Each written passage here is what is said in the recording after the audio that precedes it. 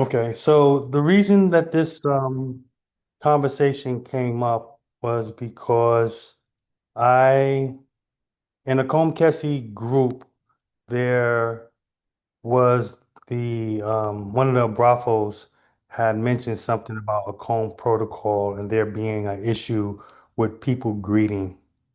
And it's like we need to have a conversation about that. But most people, in terms of the response, is really a back and forth that ended up happening between myself and him.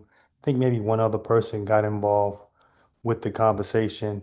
Recently, I went to another comb and then someone else approached me about, we really need to have an understanding of what a comb is and the protocols that are associated with the comb. So with that being said, I'm like, okay, well, let's just have a conversation about it and, see where it goes in terms of with the community and people, have something that they want to say or to add to the conversation. So this video can become a talking point amongst other people in terms of what are the Akom protocols. So with that said, I will start the presentation, but because we are a praying people, we are a spiritual people, I don't know who's the most senior Akomfo on this call, but I would ask that someone start us off in prayer before we go into our presentation. Anyone can volunteer,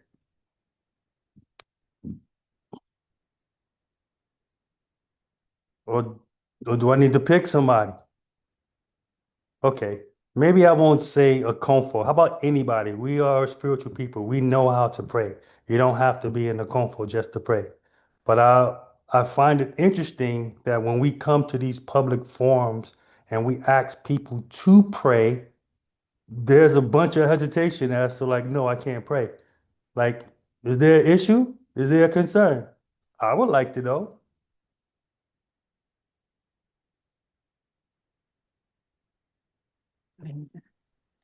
Without your Nana, I will pray. Thank you, sis. Introduce yourself. My name is Okomfwa Adjua Ohima.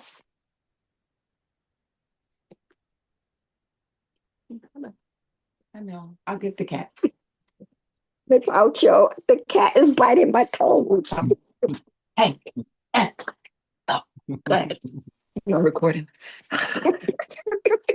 It's okay. Don't worry. Go ahead. I'll edit it out. I'll edit it out. Don't worry yourself. Um, Yo, I give thanks today for this day, for the day unlike any other day. I give thanks that we are all here. We woke up, we got up, we are able to move our bodies. I give thanks and So, praise to our ancestors who have paved the way for our being here today. I give thanks today to the shrines of Friday. I give thanks for my personal ancestors.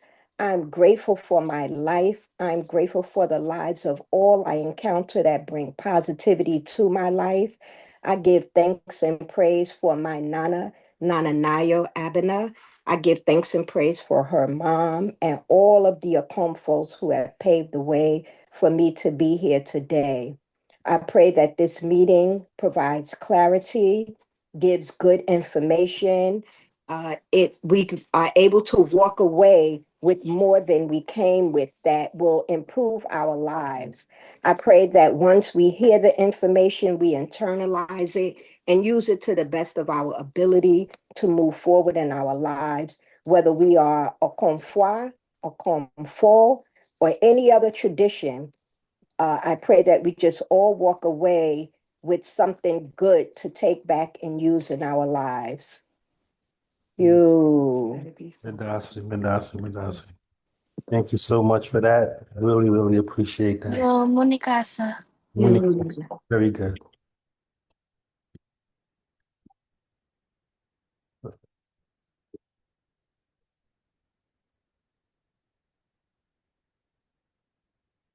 Now let's start the share.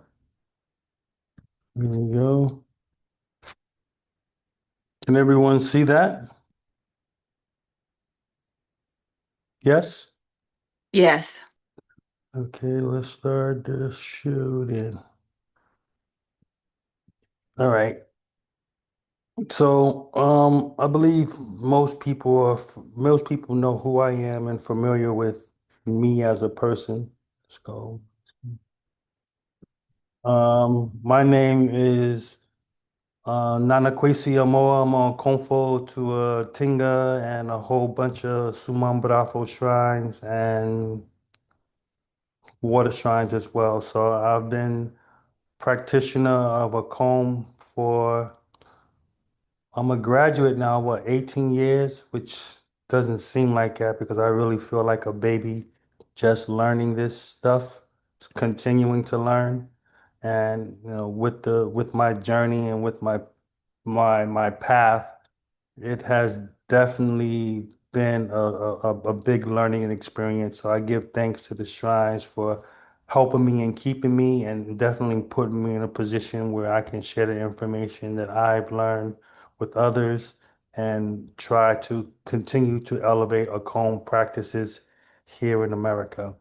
So, as I had stated earlier, in terms of with this presentation, it's an excellent presentation for people who have no exposure to a comb at all and would like to know. So I remember going to a combs and it's just so many things going on between the drumming, singing, possession, things of that nature. It's just a lot going on. So this here is a simplified version of this. I invite everyone to participate, to provide their knowledge as well, because this is a communal thing. Our collective knowledge becomes the knowledge, not just one person's knowledge. So these are my personal experiences and things that I've observed, but it doesn't mean that it's the definitive thing.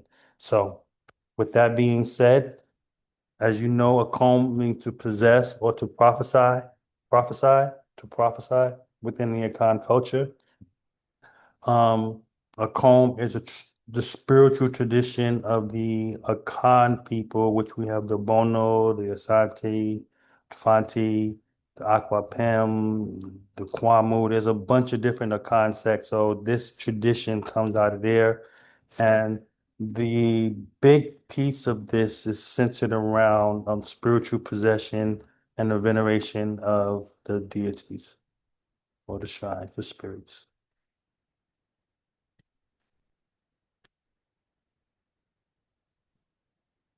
Can everyone see that all right?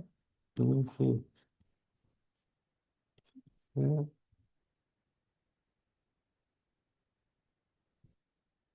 My share does not want to work.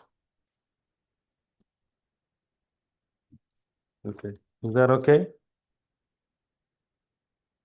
Give me a thumbs up. Yes. All right, cool.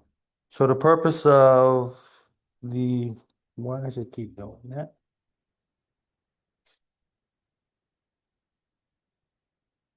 To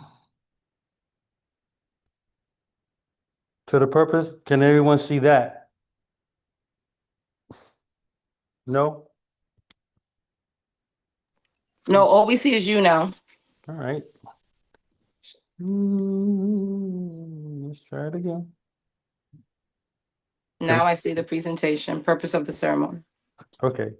So the purpose, as many of us are aware, to honor and communicate with the Abosuns, to seek spiritual guidance, protection, and healing, and to celebrate a sacred occasion.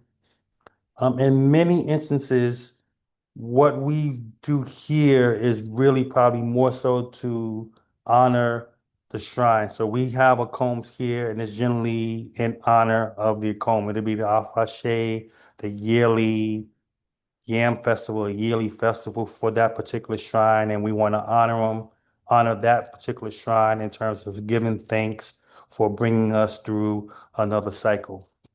Um, Here in the States, and I'm only speaking from my experience, so if someone has something that's different in terms of going to an Akom seeking spiritual guidance and protection or healing, I'm not sure if that's something that actually happens here. That doesn't mean it doesn't. I'm just saying I'm not sure. I've never, have in the Akoms that I've participated in, is something that has been brought forth as this is something as well. And again, we want to elevate a comb here in the United States. So, and I strongly believe that if a person comes to an comb, that they should be able to receive the services that are associated with being there, although you're there to pay respects to the shrine for whatever the occasion might be. It's also an opportunity to be healed. There's also an opportunity to speak to the shrine because you might not have access to the shrine like that in terms of doing a traditional knocking. But this is the opportunity for you to reach out to the shrine and say, hey, Nana, I need help with X, Y, and Z. Can you help me? So, but I don't know if that in terms of our mindset, whether or not we think like that in terms of coming to a home, or we're just coming there as just being participants. Okay, so with the Acom, you definitely there's some preparation that needs to go into an Acom. So for all us Acom that are online, we know that it's a lot of work that goes into the comb. So from selecting the dates, um, and based on the shrine protocol. So I know in Africa, in Ghana in particular, since that's where most of us deal with in terms of the shrines, they have yam festivals all year round. So they'll have yam festivals in January for last year, and that becomes based on the protocol for those particular shrines. So the senior shrine would have their festival first, and then the junior shrines would come and have their festivals afterwards. Um, Here in the States, here in the United States, we do not necessarily do that in terms of, and that's because our shrines are from various places. I know with the calendar year here, I know Anipa Busia normally has the first Surgery festival for the year, and then all the other shrines that are associated with that generally have theirs following it. But in terms of it just being connected to that one particular shrine and how it happens. So even in Ghana, when a surgery has his shrine in Latte, which is will be, it's generally somewhere during the Ojira time. So in October, they will have that festival, but that's the Yam Festival for that. But us here in America,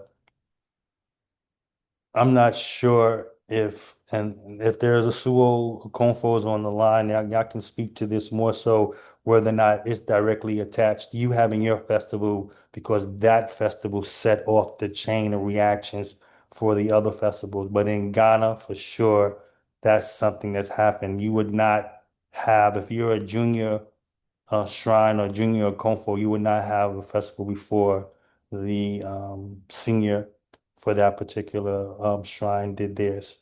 So within the preparation, you have the cleaning, the spiritual purifying. This can entail of having baths, fasting, sacrifices. It's a whole bunch of stuff that's involved within the preparation. And then you have the invitation for the confos. You normally would invite the confos and people in the community to help within preparing it. So for us, this normally finds on the Shrine House and the Shrine House family, and we end up being invited as guests. So doing a course of a comb, like the comb, the physical comb, like you're there, you're at the event. So the first thing that we end up doing is we end up pouring libation. And with pouring the libation, we're inviting the shrines to come and witness this particular event. and we're also giving thanks in the libation. So uh, the libation, normally, depending on where you are, would be either poured by the Ochimi or the head of Konfo for that particular shrine house or family. Uh, after the libation is poured, we would have the beginning of the drumming. So the atumpan, the fontum from is generally what you would have, but we generally don't use those here for our combs. We don't have that there. My observation there is that they will always have those, which are the speaking drums, and they will be able to do messages, but because our ears or my ear and probably a whole bunch of other people aren't attuned to them, we don't know necessarily what they're saying. So I remember when I was in Ghana and I went to a festival and the drummer on Atumpan, he was singing out the messages. He said, "A little king is still a king," and he was beating this out on the drum, and the guy that was with me is like, "Do you hear what he's saying?" I'm like, "No, it just sounds like he's drumming." He's like, "No, listen to it." He said, "This is what he's saying." But they have these messages that they give during these ceremonies that the trained ear knows know what they're saying. Um, another thing, and this is, and I put this weight keeping in here, and weight keeping probably do. I don't know if we want to call it preparation or not. Weight keeping is something that's normally done, and depending on where you are, the day before you have the big festival, where you have a night. The spirits are coming in during the course of the middle of the night, and you're drumming and singing, and you having the shrines come, the konfo are there, which is way keeping ceremony, which normally goes from like 12, 1 o'clock at night till like 4 or 5 o'clock in the morning, and starts over again. So that's something that we here in America do not do that I'm aware of. I do know from my teacher, Nana Korea Obabio, that's something that she had started doing in terms of having weight keeping when I was training as in the Kung Fu. Um, I'm not sure if those practices still happen in terms of that being a regular thing that's done, but I know for most people in the States that I'm aware of, that is something that does not necessarily take place. But I do know that it does take place there in Ghana pretty much on a regular basis. Then we have the chanting, praises, songs, which call specific spirits. And then you have the drummers, which, can drum. The drummers are a very powerful piece. The singers are a very powerful piece of the Akom, which allows the invocation of the shrine. So once the shrine have come, we have the possession, the mediums and the trance, and the spirit arrives.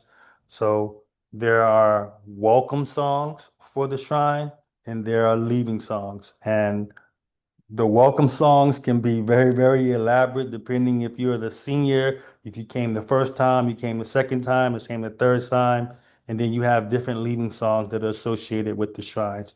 So I'm not sure if we don't have opportunity to get into that as well, but there's definitely a rhyme to the rhythm, a lot of things going on in terms of with the shrines coming. So the deities come, they possess, and then for us, what normally happens is when we have an Akom, there is a message that's given that the shrine gives to the community. Um, so this is something that happens as a result of, doing the process of the Akom. So once the Akom, for the most part, once the Akom have subsided, you would generally have the person that's offering the comb would sit in state and offerings would be presented to the shrine for guidance, protection, or whatever it is. Not really sure if we actually do the consultations at that time or if that's something that's happened in terms of doing consultations, but it is an opportunity to have consultation with the shrine at that time, especially when you're doing offerings. So then after the end of the Akom, we have a closure, which the spirit departs. We would sing the song of the leading song for that particular song. There's normally one song that's said or in the last song, and then we normally do not have prayers that end like if the ceremony is officially over, and we do um prayers. We'll pray and like pray everybody out to have a safe journey home and things of that nature. I have not necessarily noticed that here in Combs that we do here, but I do know we definitely have generally a final song that's offered. And then depending on what the occasion, there might be a bath that's offered to cleanse the people or to bless the people who've came. And then we'll have our food that's presented and all the participants would, sit around and socialize with one another. So to summarize the whole process, we have our libation, which is invoking the shrines. We normally have the greetings. So to say a little bit more about the greetings is the part where everyone who's coming into the cipher will go around and greet. They'll greet the song, they'll greet the drummers, they'll greet the singers, whoever the dignitaries are in state, everybody who's there is something that everybody, regardless of status, will do in terms of greeting everyone there. So I know that some people Alert from low battery. selectively will greet some people and others will not greet others, which I guess from a protocol perspective is like we should all be greeting everyone regardless. Um, then we have our singing and dancing, the closing of the song of the comb, usually with the last song, offerings to the shrine, and then the food and drinks for participants.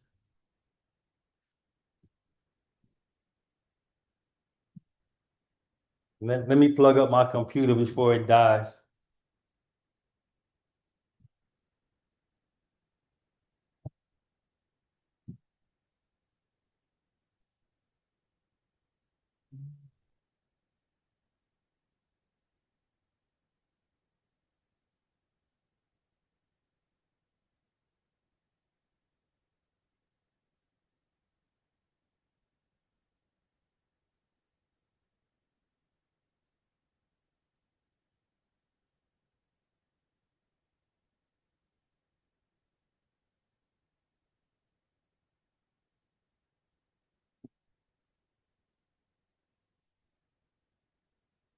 So I got some juice. I got some juice.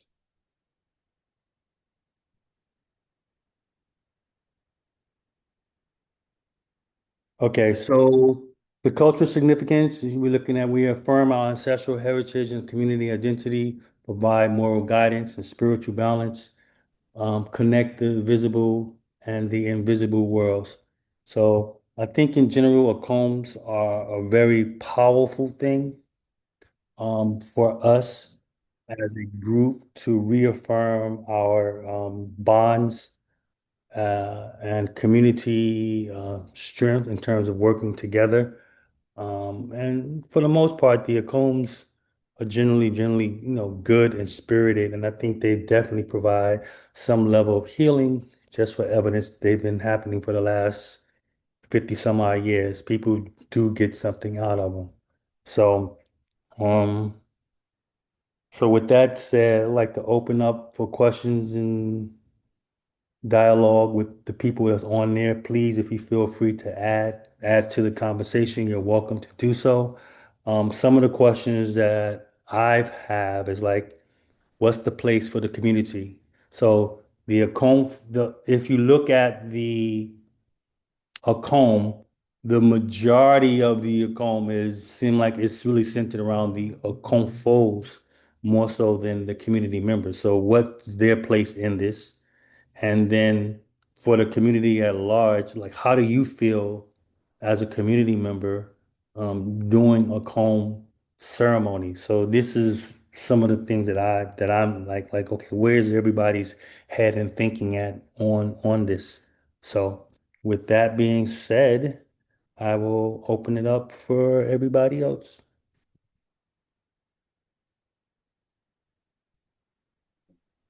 Hi, good evening. This is Andrea.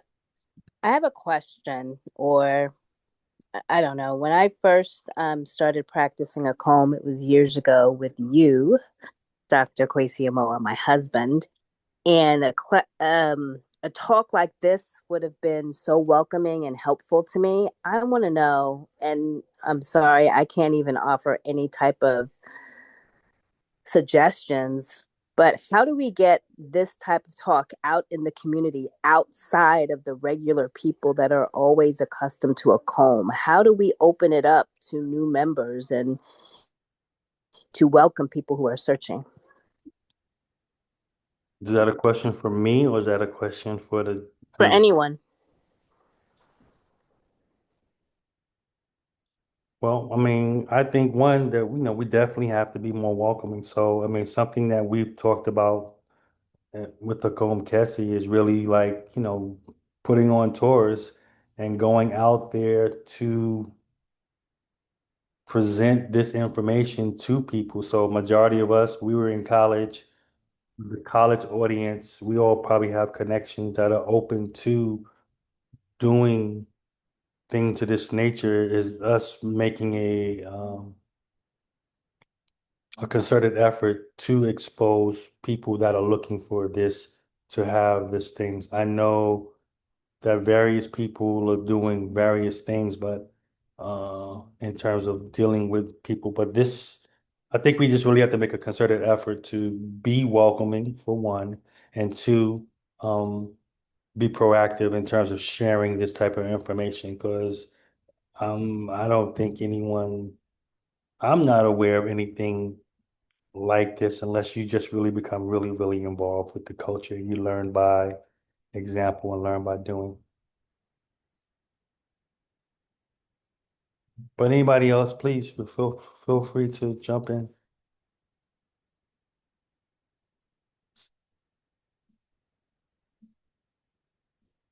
I think there was a question on the chat. What is Heritage House? Um, Greetings, Jesus. I think can I comment on the question that you posed? Which one? The one she was talking Oh, about. yeah, sure, Yeah. definitely. I think that there were mechanisms to help people be exposed a long time ago, but a lot has changed with the advent of technology and social media. I do think that social media has been the go-to place where people are sharing different things about culture in a way that's not as intimidating. But before there was dance class, there was, community-based meetings to be able to talk about it. And there were some combs where time was taken out to explain to the people what they were experiencing. Um, One place that I experienced that very well was at Nana Wusu's house. He always took the time out to make sure that the people who were in attendance understood what was happening during the afashe, as well as during the home that I went to at Sankofa conference in DC. There was special care taken to make sure that the community understood what was going on. I do think that since then, there's been some books. Nana Kuya Chedawa has a book on Akom Protocol that is very good and helpful to describe what's going on, as well as I think Nana Amo Parabia Bequin. she also wrote a book where she shares different things about the Akan tradition, inclusive of Akom. Um, so, but a lot has changed since technology. And with technology, um, forums like this and groups like Akom Kese are the best places to help people to be connected with reputable elders where they can get information. There's also the Eero Foundation. Asha, myself, and Monifa and family, we are starting Heritage House, where we share information about culture and tradition, not just the Akan culture, but the Yoruba culture, the Palo culture, the Vodun culture, Isheshe, as well as the Lukumi traditions, so that people can be connected and have a safe forum to be able to learn about the variety of cultures available to us within the diaspora. But it does make a difference. Greetings, everyone. I kind of wanted to chime in as well on that question.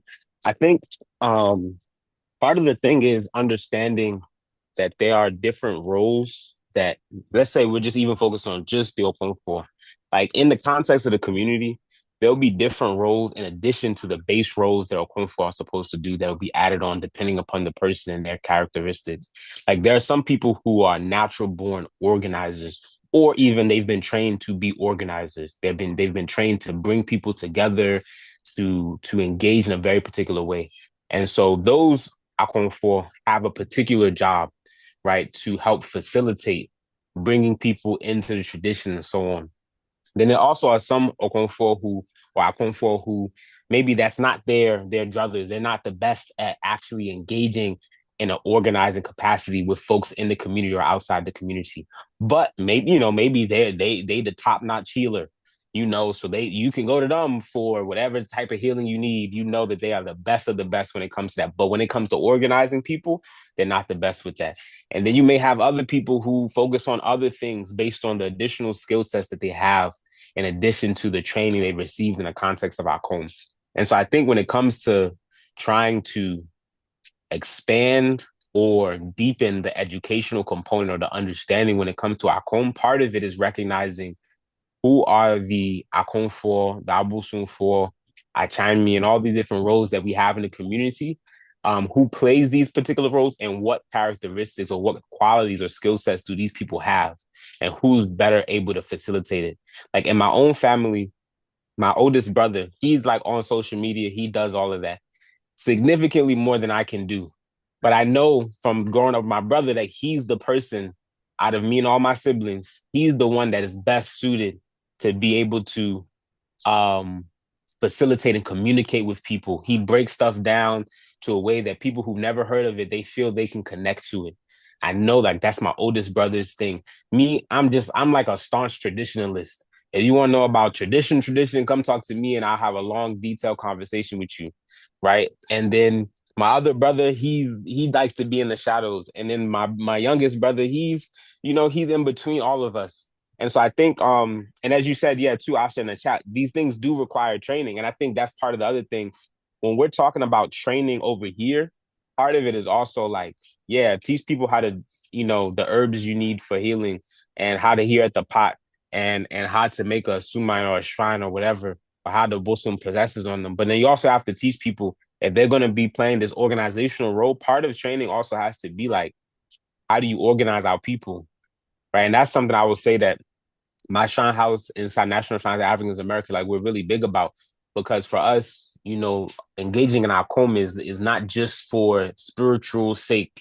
It's because we're trying to do something for our people. So we recognize that we have to be, organizers, nation builders, family builders in the context of the stuff we're doing.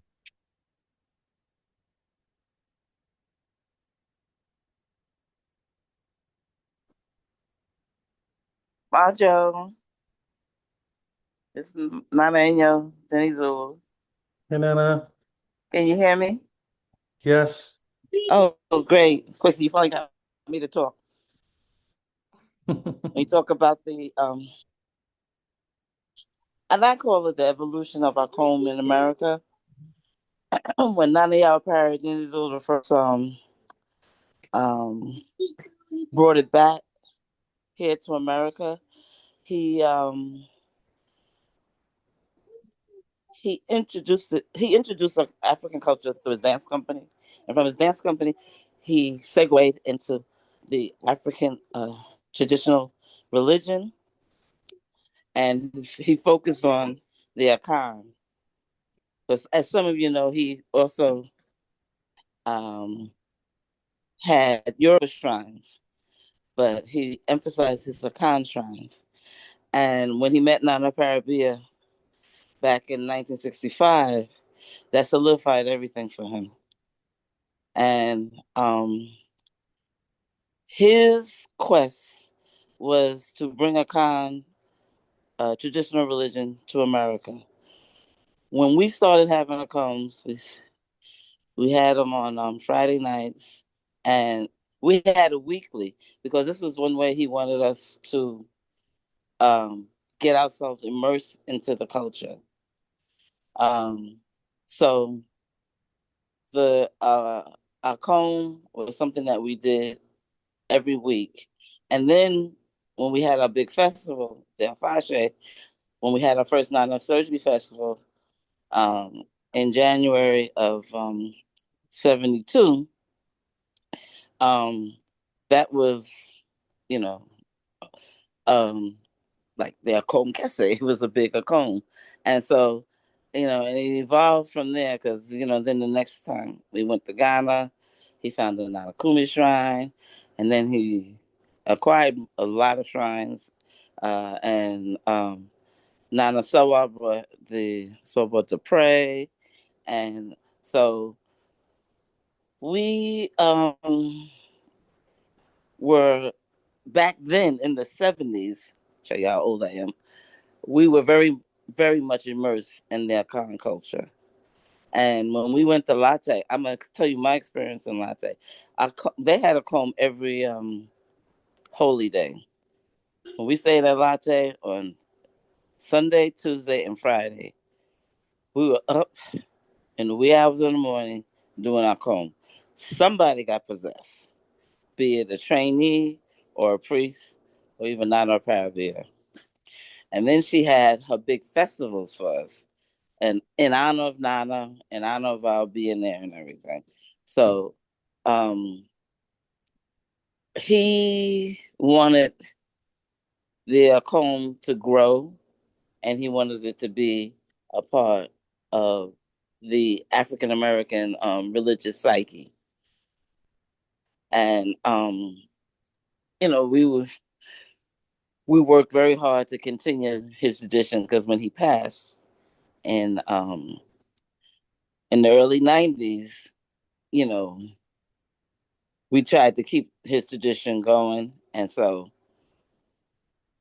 we were very, very much involved in promoting our home and continuing the traditions. Because now, in addition to the Khan religion, he's the Akom aspect, he did everything.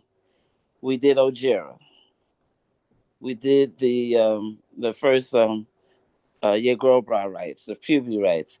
We did marriage first, and we were very much in a white neighborhood, and he was doing his African marriages, and he had those white people looking at us like, "What is going on?" But we were proud to be there, and we had to go through that. We just were there out of faith, and I understand her question about more being able to introduce people to the different aspects of Akom, and not as his idea was learn by doing. If you come to it, you'll appreciate it. Because I know when we did outcomes after their home, anybody that was a visitor, he would send out his delegates to talk to them to make them understand what they just went through and everything. So, Nana AC Denizu, Nana Angela Perry, and the rest of us are trying our best to keep that tradition going. And I love this forum. I love hearing everybody's um, points of view. And I'm just very proud that this tradition is going to continue because I feel that there's that love. There's that because I always tell our trainees and everybody, I said, we did this with blind faith. We didn't know anything about Akan religion, and we went under.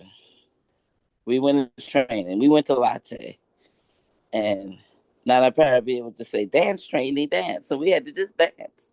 We were just like, why are we doing this? But we did it anyway. So it was a experience, lifelong lesson, and something I hold dearly to my heart. And I'm so glad that it's continuing with the different shrine houses and the different people, and the different priests and elders who are continuing this tradition, and the ones who were back in the '70s with me are still, and they're continuing it. So that's all I have to say. Madasi for allowing me to say that little bit. Thank you. Thank you, Nana. Uh,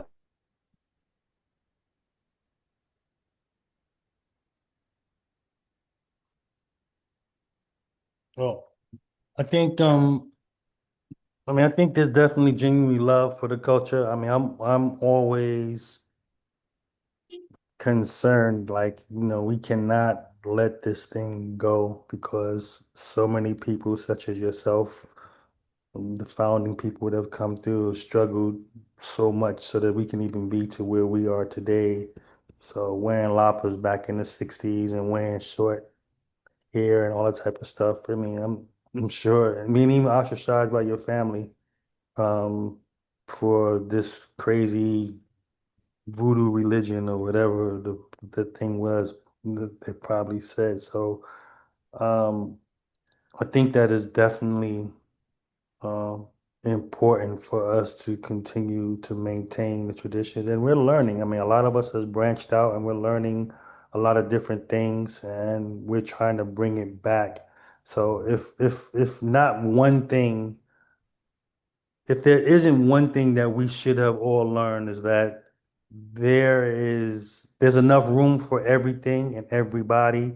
It's just a matter of us being respectful to each other, putting this thing together so that it can empower ourselves, our families, and our communities.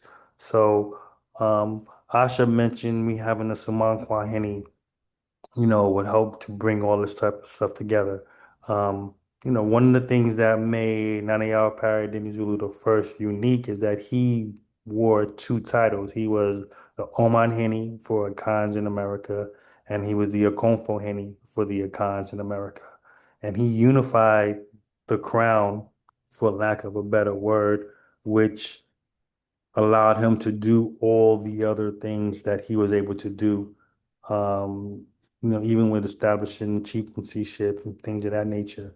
So for me, I'm always like, we have the spiritual component of this. I think we've learned a lot and we know a lot, but we don't have that secular part in terms of having that so that we can continue to build on this.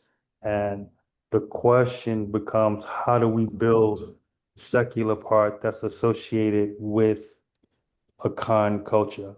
And even yet, does anybody even want to be a part of the secular? Having chiefs and things of that nature to continue to build this. Please hold 1 second.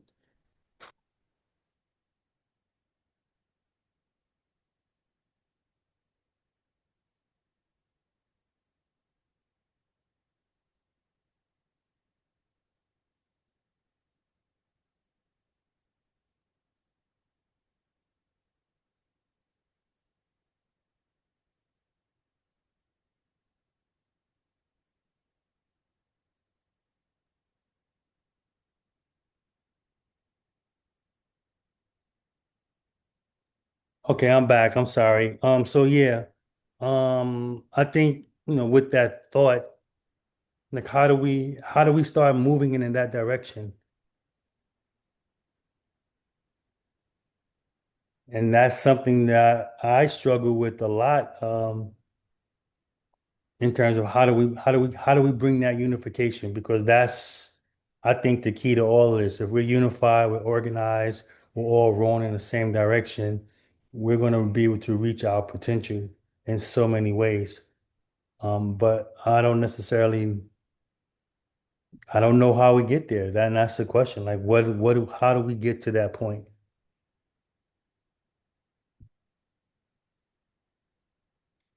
Go ahead, Ash. You can be free to talk. Greetings, everyone. Culture. I just wanted to add that I think one of the ways, the reason why I put that we don't have a Semankweni is because that kind of keeps those standards and protocols put into place. So, especially because right now things have really been focused on developing a confos from what I have seen. And even the standard of being a confo across different houses is not the same.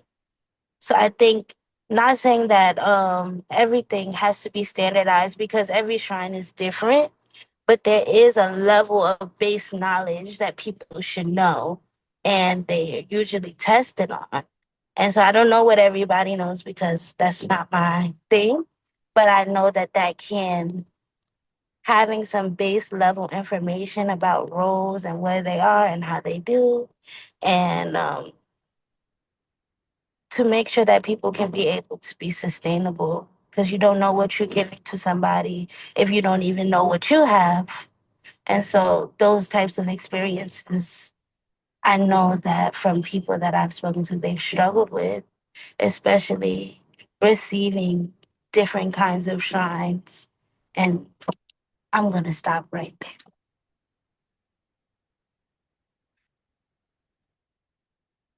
So, I mean, I think that it's only right for people to receive different types of shrines because we all have a different spiritual heritage. But I definitely agree in terms of there being a baseline in terms of what that looks like, for all of us. So I'm a chemist by training. In order for me to become a chemist, I'd have to have a certain knowledge. So I'm going to proudly say I'm a chemist because I know X, Y, and Z at the level that I know it at, right? So the same thing as an Okonfo here in America. You can say you're an Okonfo, but you can't compare someone that had a training that went from 7 years as say in the Confu to someone, and I'm speaking in reference to the way they were trained and the duration of their training as opposed to some of the things that we have experienced here in America. So, not having the isolation, we're still not as focused as we would be if we were back home in terms of how we would train with our shrines and working with their shrines. But in general, there definitely needs to be a baseline. So like one of the things that I would love to be able to do is I would love to be like, well, my shrine does this. So if you're coming to me for work that's outside of my shrine, I would love to refer you to somebody else that's in the community that can help solve your problem. But I can't do that because I don't even know what do you do as an Okonfo? What type of work does your shrine engage in? So those are some other things, the underlying issues in terms of as a community pulling together to find out what it is that we can do to enhance one another, enhance our shrine work, enhance our community, and know everyone can't do everything. For example, there's no one type of doctor, right? You don't go to a surgeon for to do some other type of work that would be more suited for oncologist or something of that nature. So that's another conversation that we need to have as a community as well, especially the Akonfo class, so that we can start pushing some of these things forward in order to continue to build what has been laid down for us in so many levels.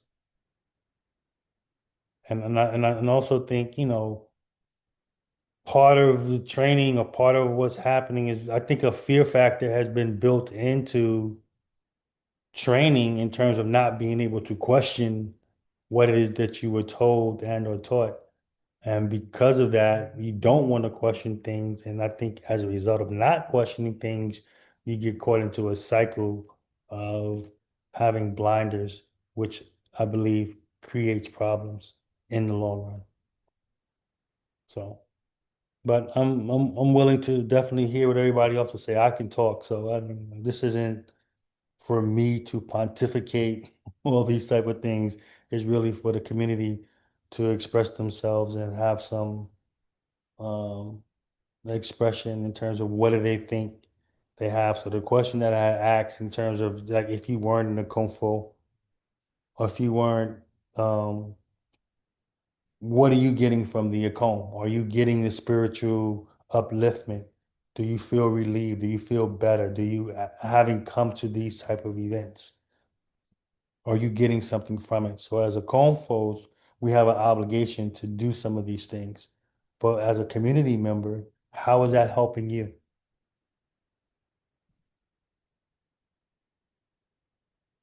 Go ahead, Ash. So first, I just want to put out that your culture and permission to speak. That first that when you come to a fashe is different than when you come to an akom. So your experience is going to be different. And I remember before I became an akom for what my experience was. I think that again it goes back to the akomfo's abilities and knowledge and where they're at in terms of their spiritual development. But people shouldn't come to our home, be around all of these spirits, and nobody's not telling them anything that's going on or giving them any solutions to their problems.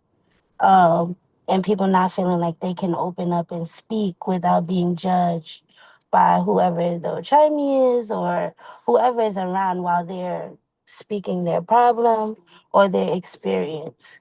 Um, those things don't usually happen out in a fashe because the purpose of the fashe is to celebrate that shrine and whatever work that's being happened. But at a regular home, which we don't have many, which I'm very thankful for, Onipa Busia, they have their home every Sunday. That's usually when those kind of works and interactions happen. And unless you're going to somebody's shrine house, which people don't usually open up to just random public people.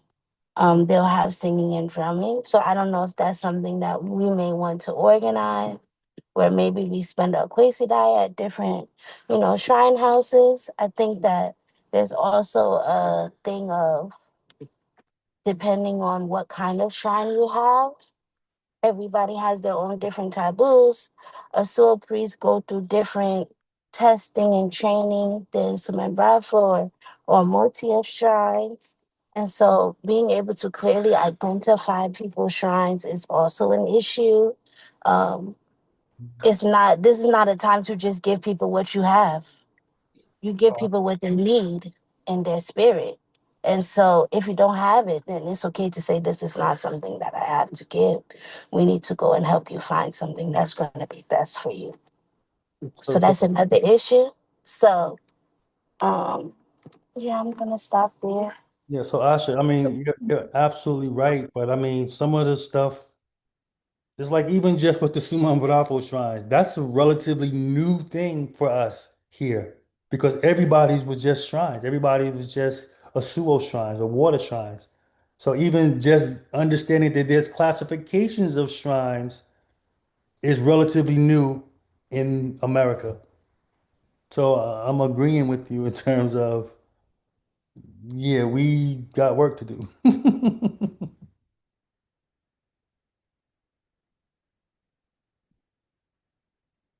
All right. Anybody else like to contribute to this conversation? Sister Yasmin, I know you got a lot to say. So, I mean, I know you being quiet back there.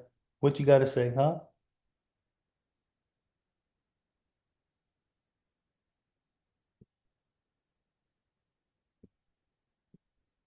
Hello?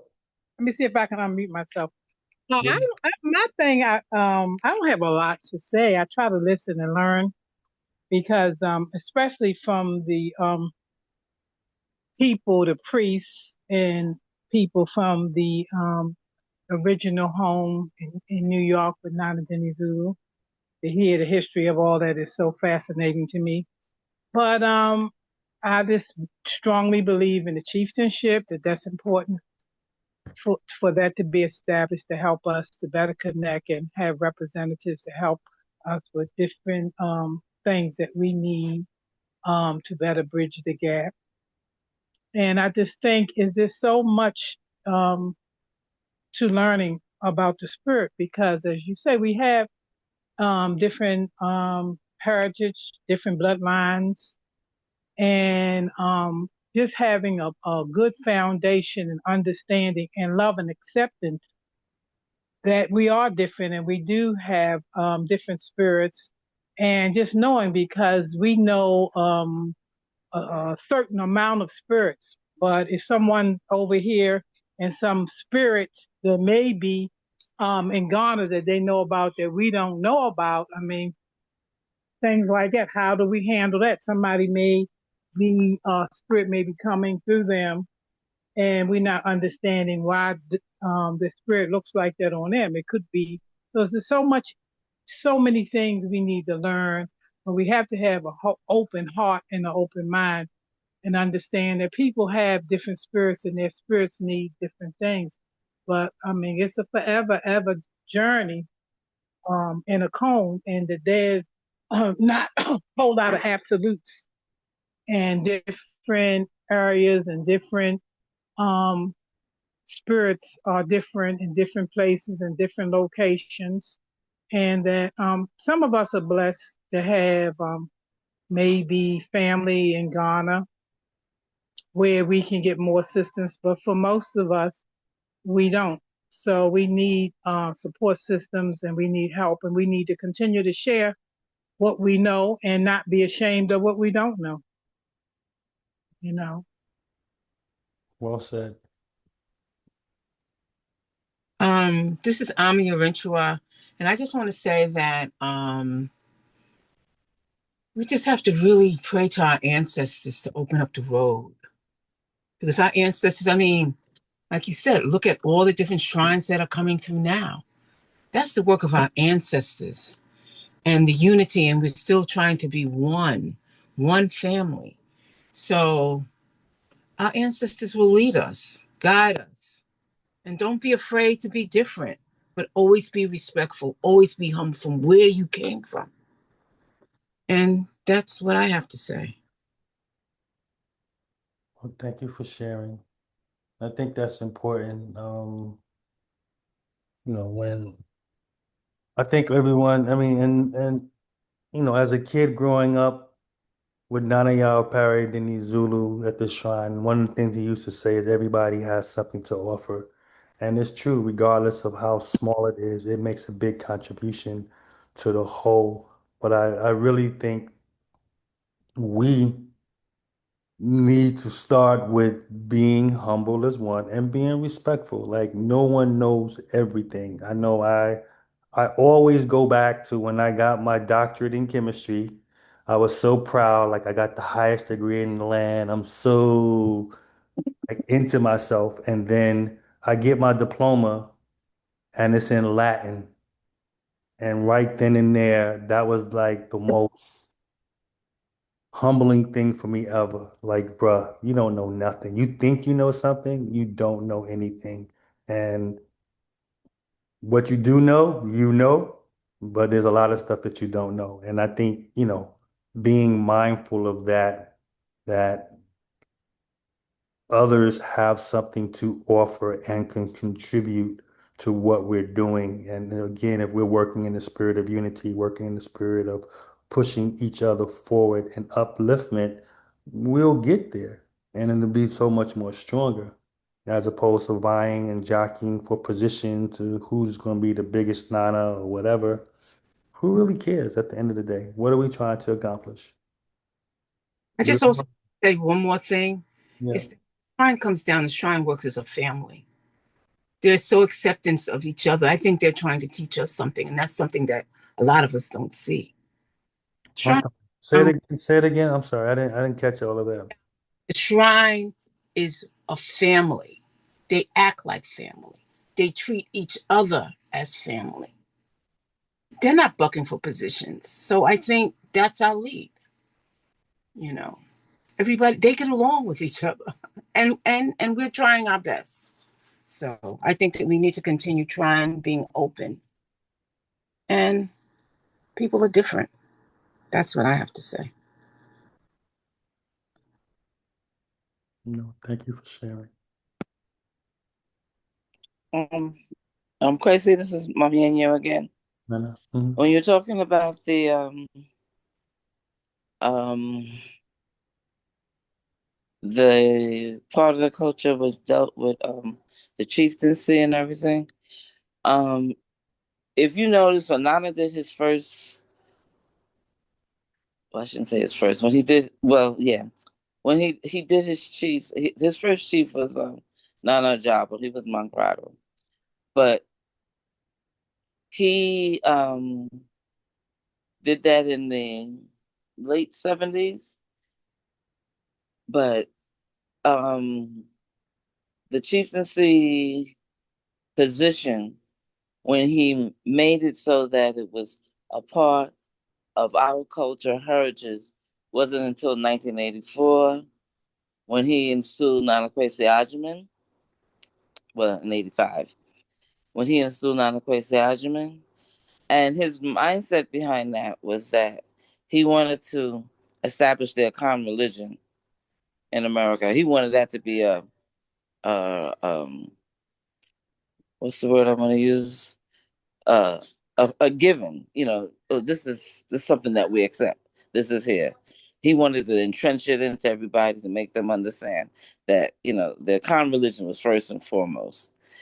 And then he did his chieftaincy, and then he did Nana Yaodum, and then he did Nana Monte Dente. Um, Monte Dente was what was he? One was I can't remember memory. I have a senior moment. That's okay. But anyway, he instilled them, and then he embraced that, and then that's when he went to Ghana and he um, um, fortified his relationship with the Gogo Henny. He again went as many times as he could to see the Asante Henny, which we did get to see. We did go. We had audience with this something, so I was just so happy with that.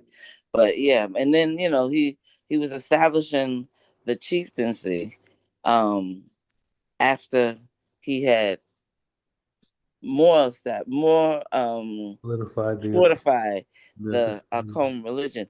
And the mhm. thing about it was that for him, if you understand the term Omahene, you have to have land. Omahene is the king of the land, is king of the nation. So you have chiefs. If you have your divisional chiefs underneath you, they have to be a part of a, a land. Because if you look at it traditionally in Ghana, you have the Asante Henny, and then he has his divisional chiefs from the different areas in Asante. If you go to Akwapim, they have their divisional chiefs, Mhm. and so on and so forth. Um, my question here is, how is that going to be established? Because everybody has, you kind of skimmed over the fact that people have different shrine houses have different ways of doing different things. So We now, got to work on everybody coming together to agree to have the divisional chiefs. Well, Because on Nipa Boosted, we have our divisional chief. We're okay with that. But if you're talking in a general term, everybody coming together to whatever, I that's something that would be a great feat if you could do it. That's can I I just answer want to that? put that out there. That's my thought. Any comments? I'm open to hear. I think I can answer that. I think yeah, I know it is indeed tied to land, but I think here in America, I think it'll be more tied to Look, um building like institutions or having like a building or a place where people can congregate and actually build and um facilitate. Um I mean, which is a part of land, but I don't expect some multimillionaire billionaire to come and buy a bunch of land for everybody to live on. I mean that is a feat, but I think chieftaincy here would be more about facilitating, guiding, and more so building like an institution for people to actually develop a comb here. Whether it be like a building or finding a building or founding or being a founder for a community center or building a community center or something, some things like that. I think that's how that would translate here in America. so Nana, how about if you had everybody who have shrine houses? So there's a couple of components to this who they select this is the chief for our particular shrine house, right? And so we have say 10 different shrine houses. Everyone elects their spokesperson, which would be their chief for their organizations.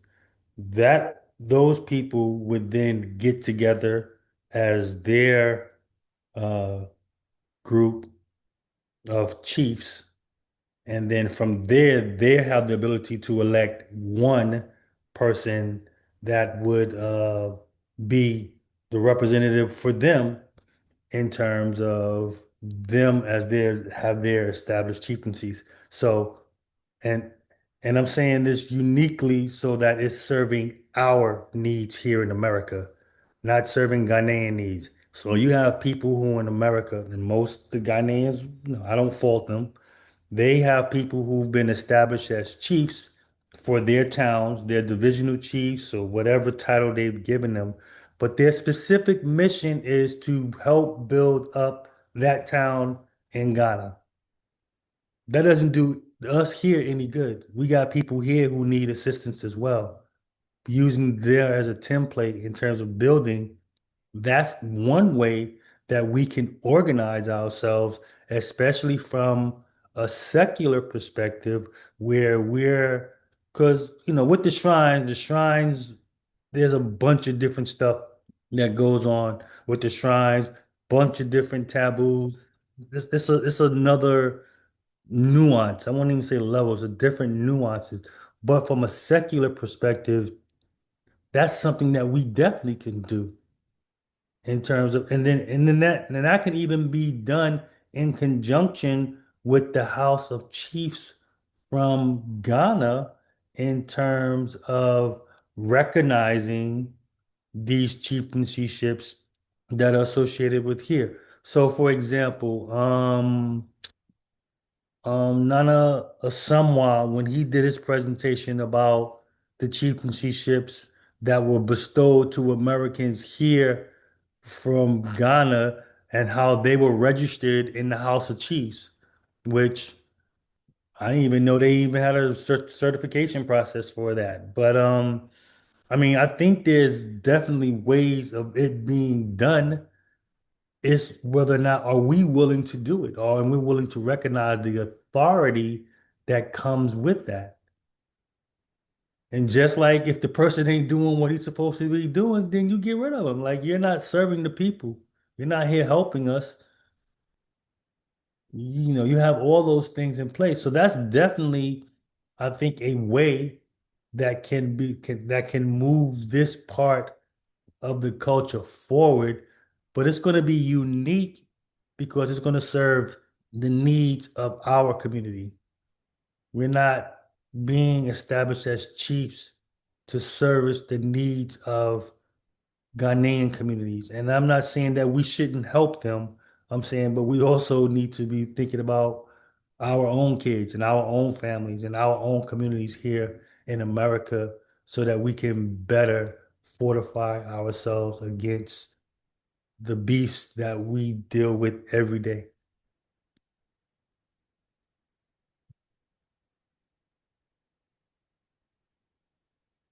Any thoughts?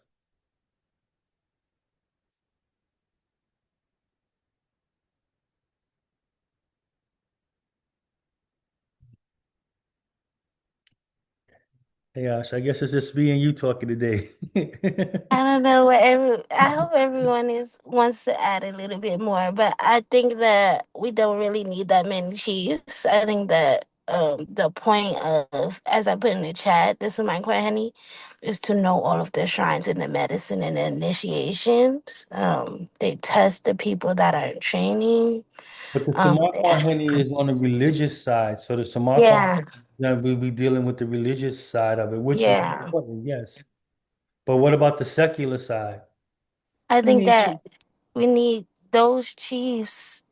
It's for me, it's very difficult to start giving people these chief seats, and that because I feel like there has to be a certain level of requirements of giving back, volunteering. I don't know, but a person of good character. Like if we don't have a standard for an Okonfo, how are we gonna have standard for a chief or a regular person in our community? We talking about protocol. People don't know how to greet people when they're walking around a circle. We do have protocol for confos that we talked about with the Comb Kessie. So whether Mm-hmm. we follow it or not is another story, and whether or not we enforce it or not is another. Mm-hmm. So there is a protocol, there is a standard that if you are in a CONFO, you need to represent in a certain way because you're representing all of us.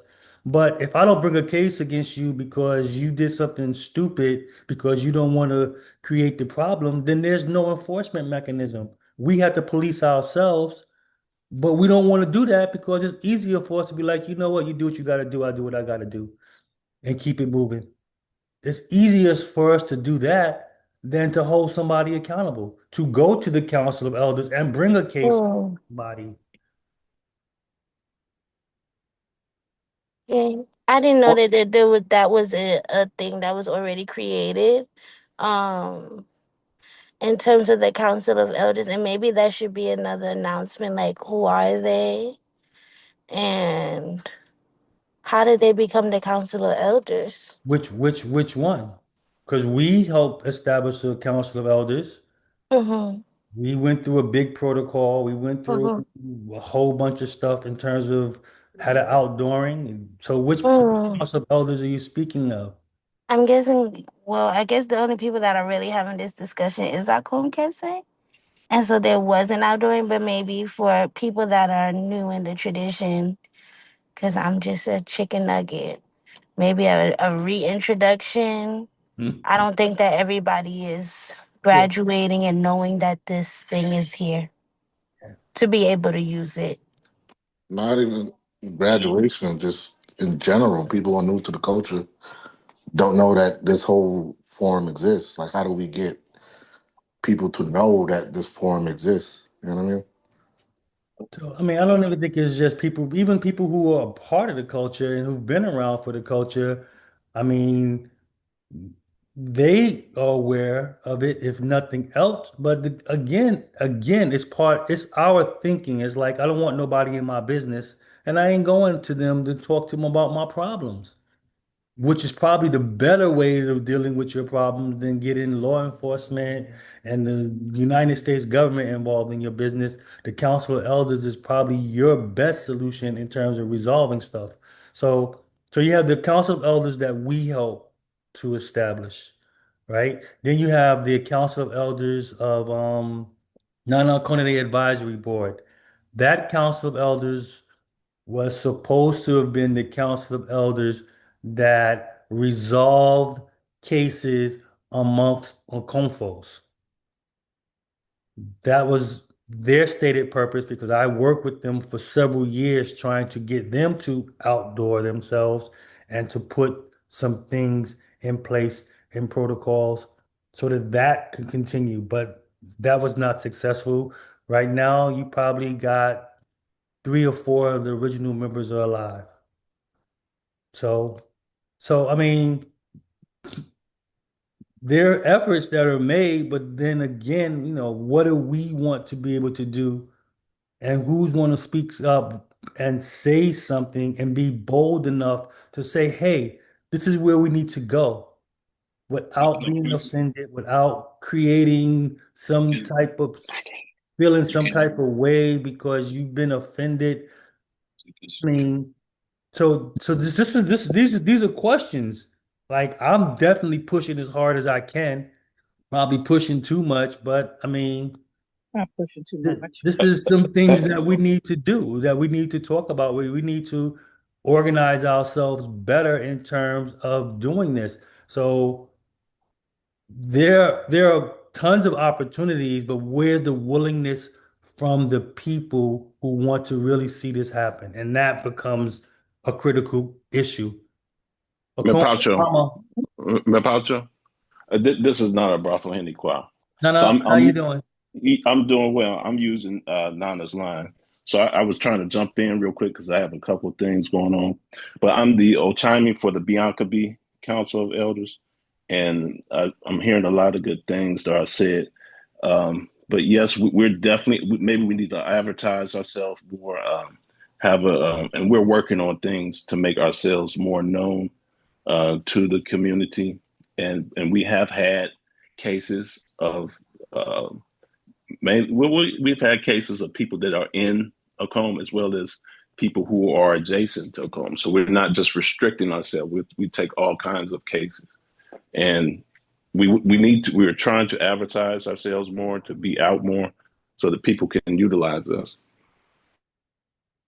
Nana, can you give So in terms of example? Can you give an example of, without disclosing anything about like a type of case that you guys have dealt with? one dealt with inheritance, this was a shrine related case. I gotta go. Dang. Oh, okay. I'll be back when I can.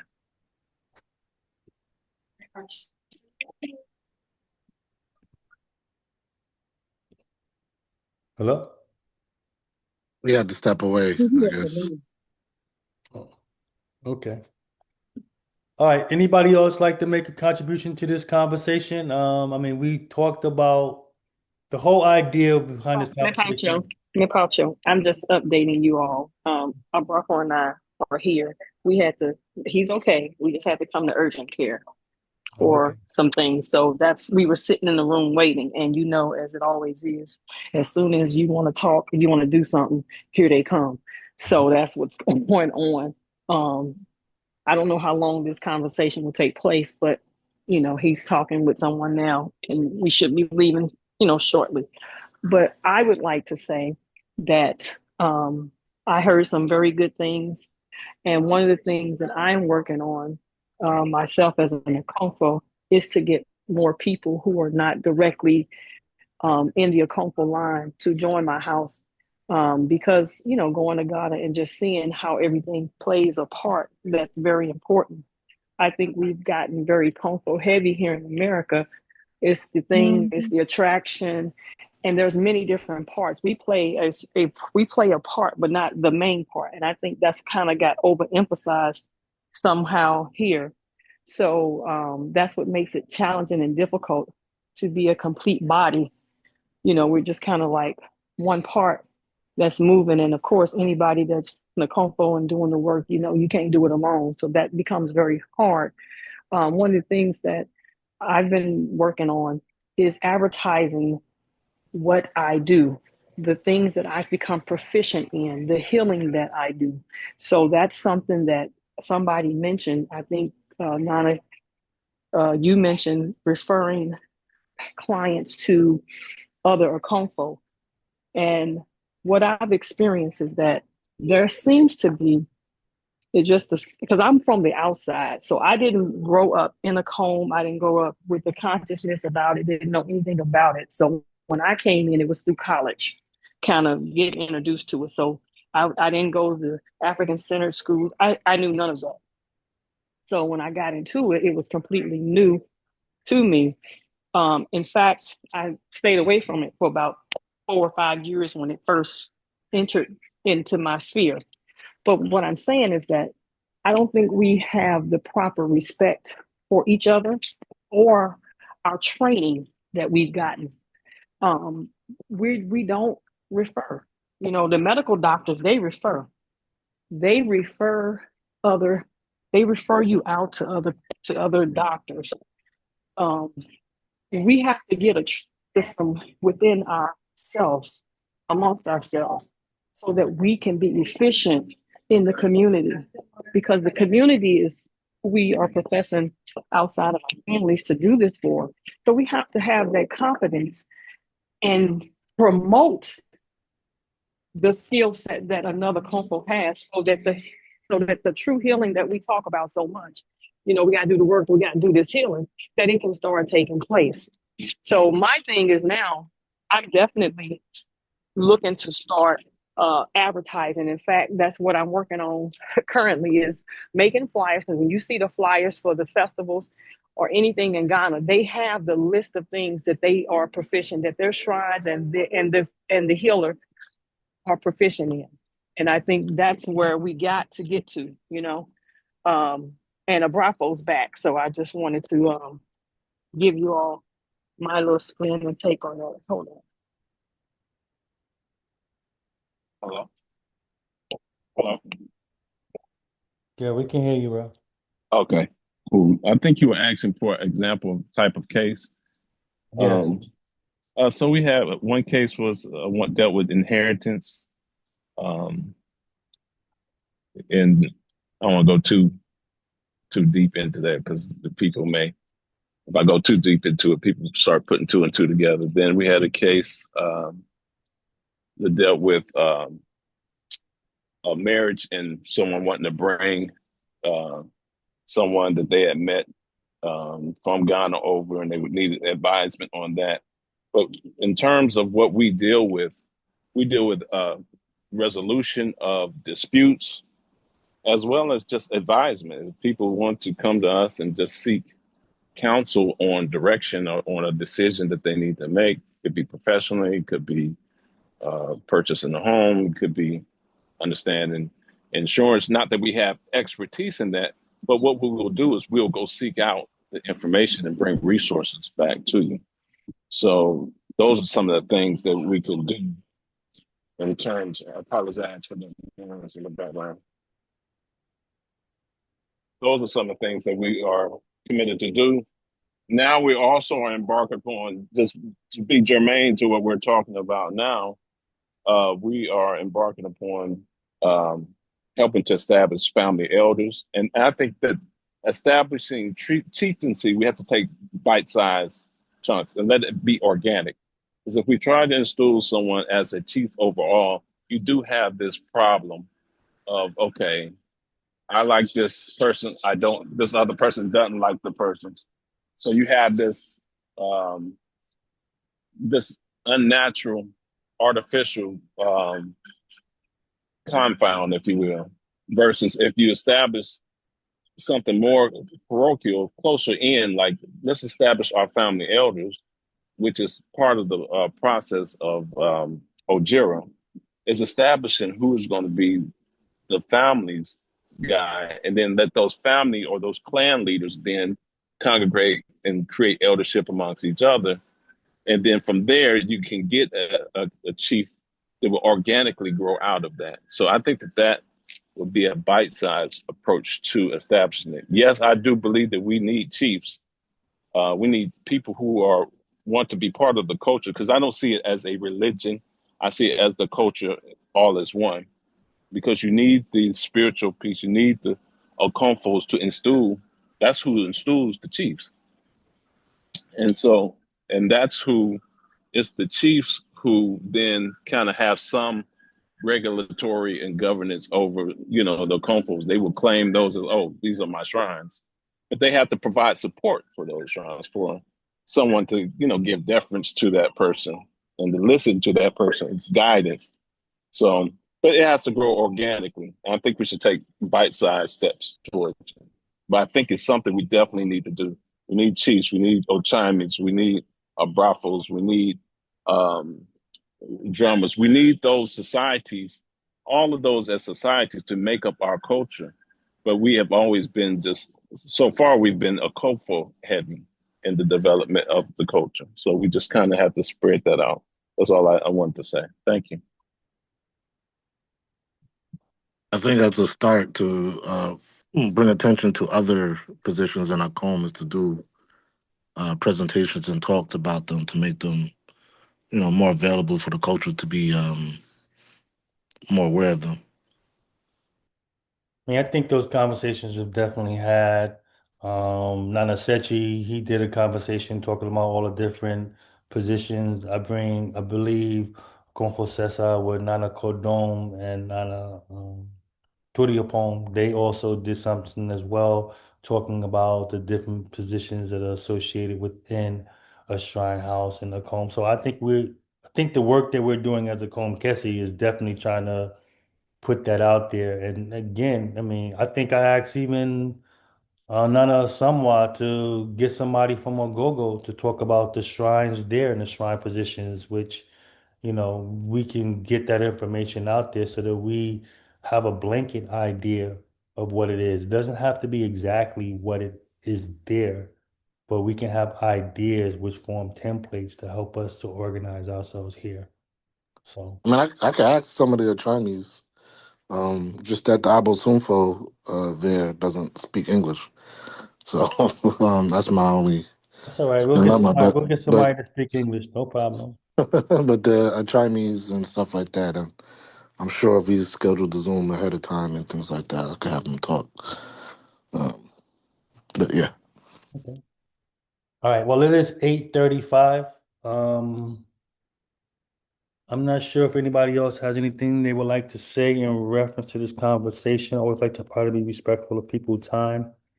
Um, but again, you can take this video once it's published and share it with your family, friends in terms of a comb protocol and what it's like and what it's and then and this the presentation was very, very basic. It's a lot more nuanced in terms of things that are involved in it, but there are definitely some basics like greetings.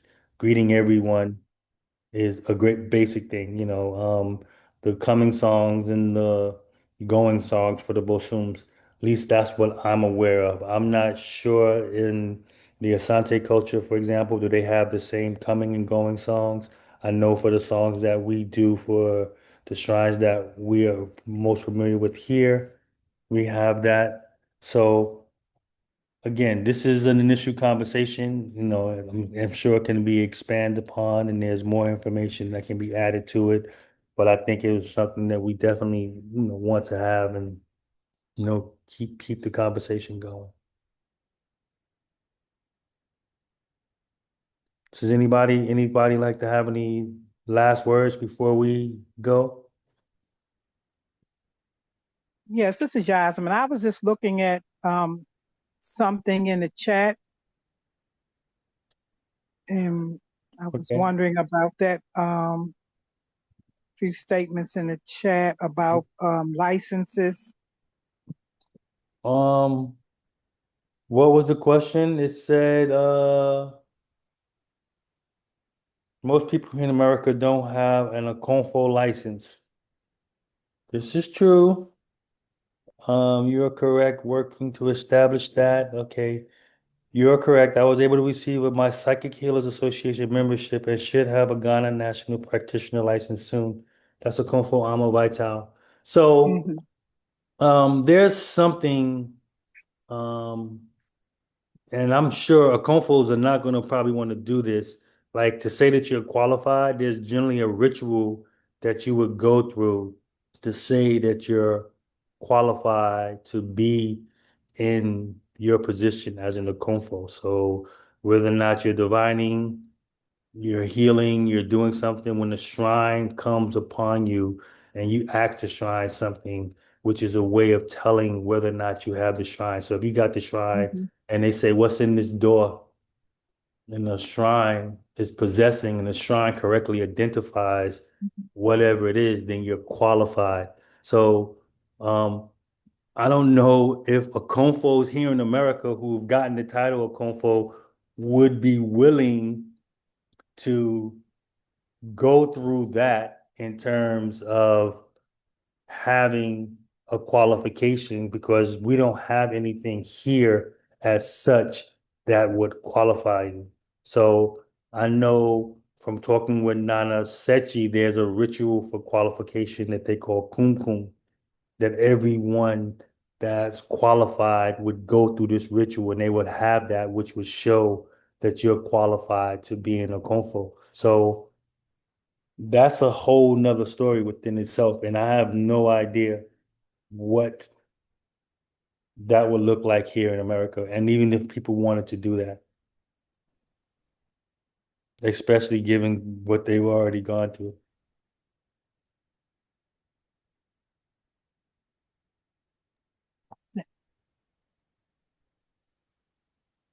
Hello?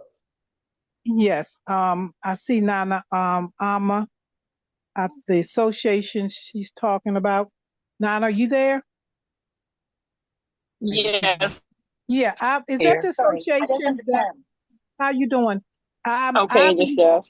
I'm okay, dear. This association, is that the same one?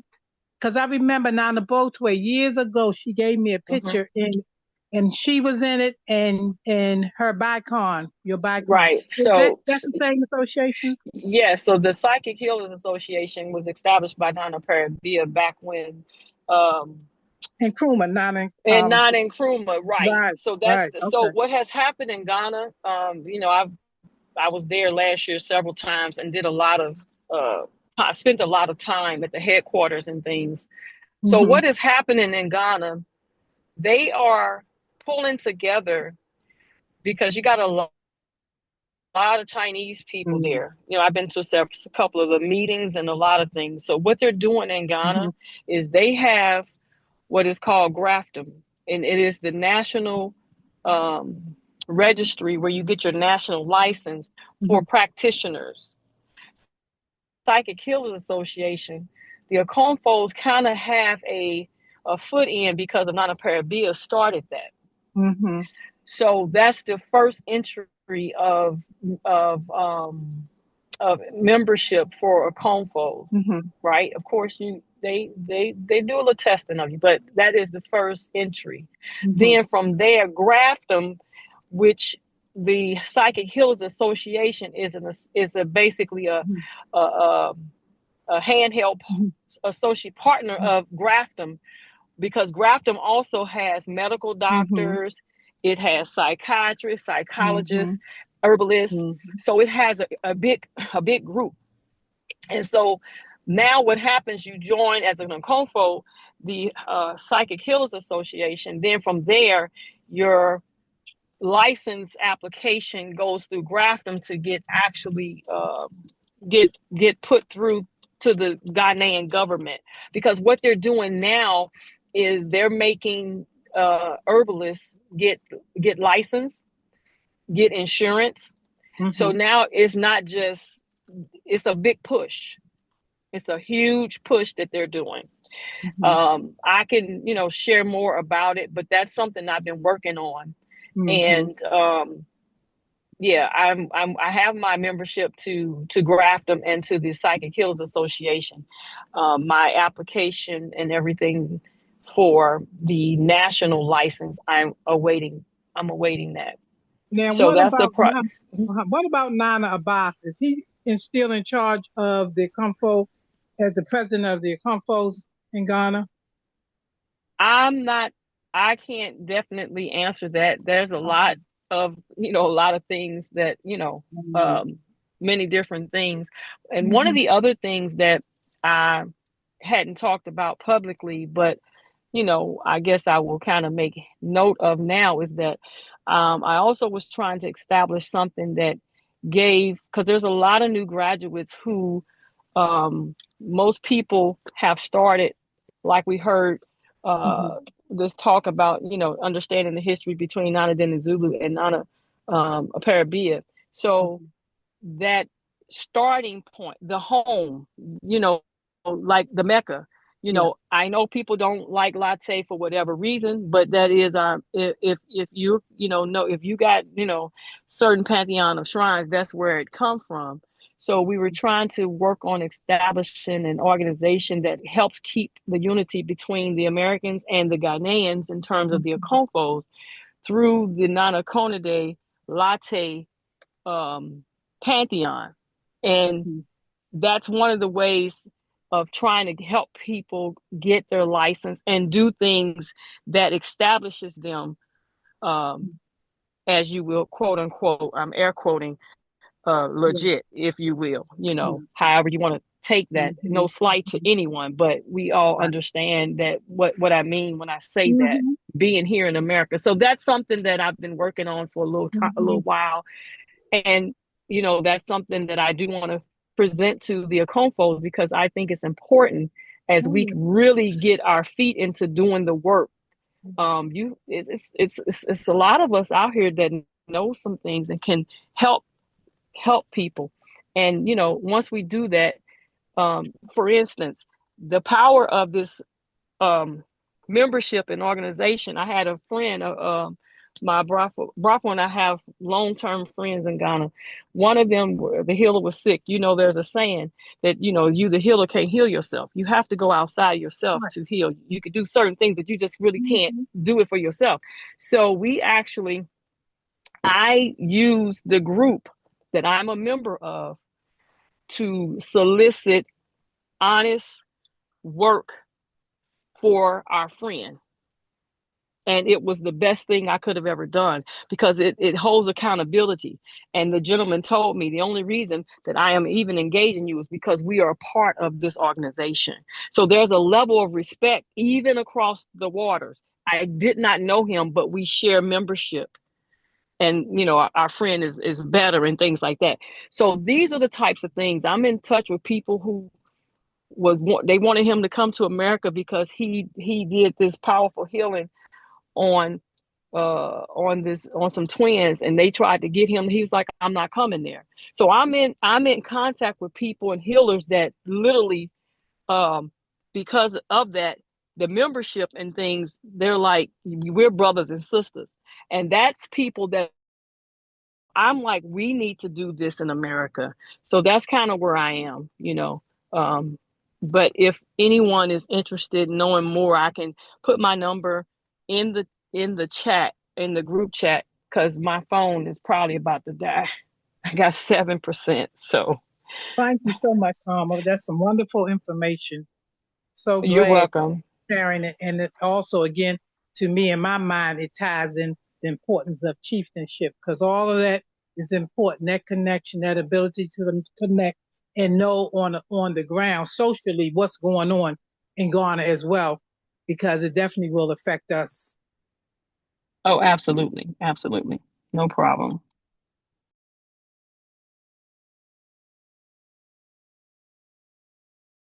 Okay, guys, it is now 8:46, so I want to give everybody any final thoughts or before we get up off of this call.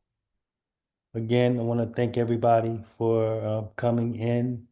Have a blessed weekend, and we will definitely talk to you soon. So, as far as Akom Kessie is concerned, our next thing will be Akom Kessie 2025 in Jamaica. So, you guys will hear from us with something coming up. We're trying to debate whether or not we're going to have a virtual option for those people who just want to celebrate and can't really get to Jamaica. But we'll put something out probably in the next week or two about that. So, but again, thanks everyone again. You guys have a blessed night, and we will talk soon. Good night. Peace and blessings. Good night. Blessings to everyone. Good night. Thank you. Good night. Good night. Good night.